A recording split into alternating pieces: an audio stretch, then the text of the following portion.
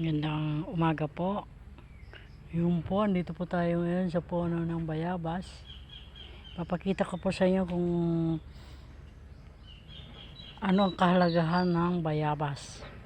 Ito pong bayabas ay napakahalaga po ng bayabas sa ating kalusugan. Ito po ay ginagamit po itong panglinis ng sugat, nilalaga yung mga talbos at nilalagyan tubig, nilalaga at panghugas po ng ating mga sugat para tayo ay